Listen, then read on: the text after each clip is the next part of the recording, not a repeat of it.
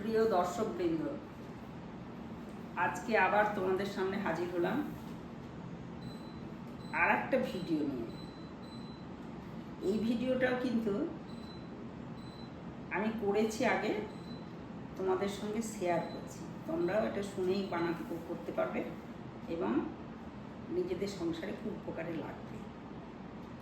জিনিসটা হলো, এই যে এখন বাজারে বেশ কিছুদিন ধরেই পাওয়া যাচ্ছে দেশি আদা।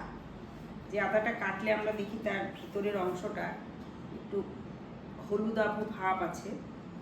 যে আদাটা হচ্ছে আমরা দেশি আদা আমরা ম্যাক্সিমাম লোকেই চিনি, হয়তো কিছু লোক জানে না, ম্যাক্সিমাম মানুষই জানে। কিন্তু দেশি আদাটা বেশি দিন বাজারে পাওয়া যায় না, যেমন এখন গ্যাস হতে শুরু করে দিয়েছে, বেশি দিন পাওয়া যায় না। তাই এই আদাটাকে আমরা সারা বছরের জন্য সংরক্ষণ করব কিভাবে, সেটা নিয়ে আমি তোমাদের সামনে আজকে কিছু বলবো।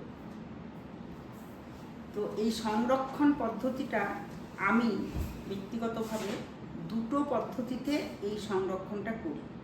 একটা পদ্ধতি হচ্ছে, আদাটাকে আমি বাজার থেকে কিনে আনলাম, কিনে এনে পরিষ্কার করে ধুয়ে নিলাম, খোসা ছাড়িয়ে নিলাম।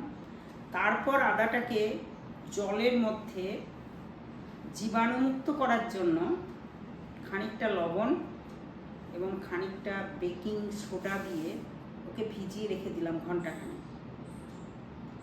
ওর মধ্যে অনেক জার্ম থাকে, মাটি থেকে তোলা হয়। 1 ঘন্টার মধ্যে 1 ঘন্টা থাকার পরে একদম ভিজিয়ে রাখতো, সবগুলো যেন ডুবে থাকে। তারপরে আমি কি করলাম না, তো আদাটাকে পরিষ্কার করে আবার 2-3 বার জল দিয়ে পরিষ্কার করে ধুয়ে নিলাম। তারপর একটা শুকনো ন্যাকড়া দিয়ে কিছুক্ষণ জল ঝরিয়ে নিলাম, তারপরেও গায়ে জল লেগে থাকে। শুকনো ন্যাকড়া দিয়ে পরিষ্কার করে মুছে নিলাম, তারপরে একটু হাওয়াতে দিলাম, একদম জল চলে গেল সব। তখন আমি সেটাকে একটা গ্রেটার দিয়ে গ্রেট করলাম। এবার গ্রেট করার পরে আমি তাতে বেশ খানিকটা সর্ষের তেল দিয়ে ওটাকে মাখলাম, হাত দিয়ে ভালো করে মেখে নিলাম। দিয়ে আমরা ঠিক যেমনভাবে নারকেলের নাড়ু বানাই, ঠিক সেইভাবে গোল গোল করে বানিয়ে স্টিলের এরকম থালার মধ্যে ওগুলোকে বসালাম।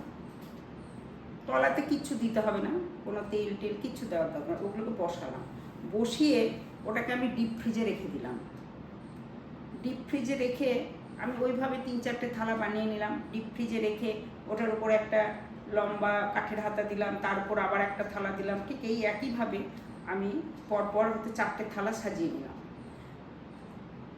আমি সন্ধ্যেবেলা এগুলো করে টোরে রেখে দিলাম।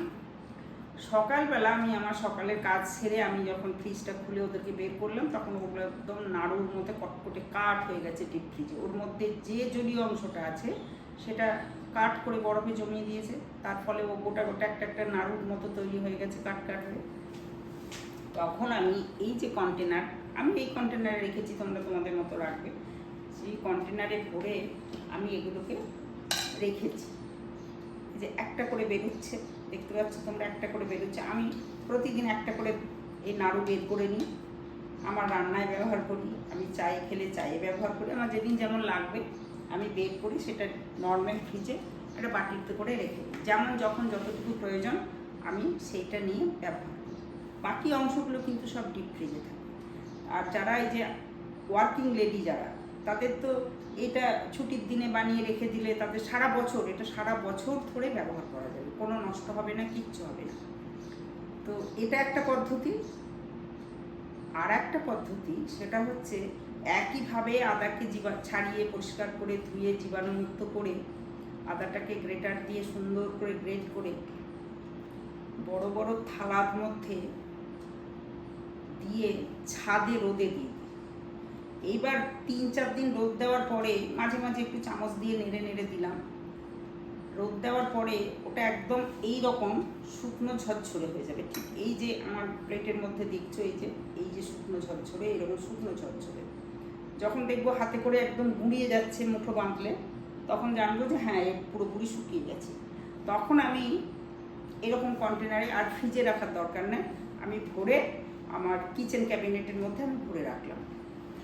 এবার আমি এই প্রয়োজনে এই শুকনো আদাটাকে আমার যখন যেমন লাগলো, যাতে প্রয়োজন হলো, আমি এটাকে মিক্সিতে পাউডার বানিয়ে নিলাম। একসঙ্গে আমি সব পাউডার বানাবো না, একসঙ্গে সব পাউডার বানালে তাতেও ময়েশ্চার ধরতে পারে। তার ফলে আমি যখন যেমন আমার লাগবে সেটা আমি বের করলাম, বের করে একটু রোদে দিলাম, 10 মিনিট রোদে দিলাম, গরম হয়ে গেল, আর আমি মিক্সিতে ওটাকে গ্রাইন্ড করে পাউডার বানিয়ে আমি কৌটোর করে রেখে দিলাম। সেটাও আমার রান্নাঘরে থাকলো, সেটাকেও আমি চায়ে চা দিতে পারি, আমি রান্নাতে দিতে পারি, আমি হয়তো অনেক কিছুতে দিয়ে এটা আমি ব্যবহার করতে পারি, গরম জলে আমি খেতে পারি, এটা অনেক কিছুতে ব্যবহার করতে পারি। তো এই যে এত একটা উপকারী জিনিস, এই যে আদা, সেই আদাটা আমরা সারা বছর বাজারে যে আদা পাই সে আদাগুলো কিন্তু ভালো না। কোথায় কি চালানি আদা আসে, যে আদার মধ্যে শুধু রস জল থাকে ভরা, মাড়ি টাড়ি কিচ্ছু থাকে না, আর ছিপড়েতে ভর্তি থাকে। তো আদাগুলো নিশ্চয়ই কেউই পছন্দ করে না, কিন্তু অগত্যা পর ব্যবহার করতে হয় হাতের কাছে ভালো না পাওয়ার জন্যে। তাই আমি তোমাদের উদ্দেশ্যে এই বার্তাটা দিতে চাইছি যে তোমরা এই যে দেশি আদা এখনও বাজারে অ্যাভেলেবেল প্রচুর পাওয়া যাচ্ছে, এই আদাটাকে তোমরা ওইভাবে কিনে দুটোভাবে সংরক্ষণ করো। আর এটার থেকেও এই যে নারকেল নাড়ুর মতো যেটা বানিয়েছি, এই আদাটা একদম কাঁচা আদার ফ্লেভারটা তুমি পাবে। শুকনো আদার গুণ আলাদা, কাঁচা আদার গুণ আলাদা। তাই এই কাঁচা আদাটা বেশি করে করবে, এটাও করে রাখবে, যে যেমনভাবে যেটাকে ব্যবহার করবে সবাই উপকৃত হবে। এটা রান্নাঘরের একটা মূল্যবান উপাদান। তো তোমরা এটা বানাবে, উপকৃত হবে। এটাই ছিল আজকের আমার ভিডিও। এগুলো আমি এখানে শেষ করছি।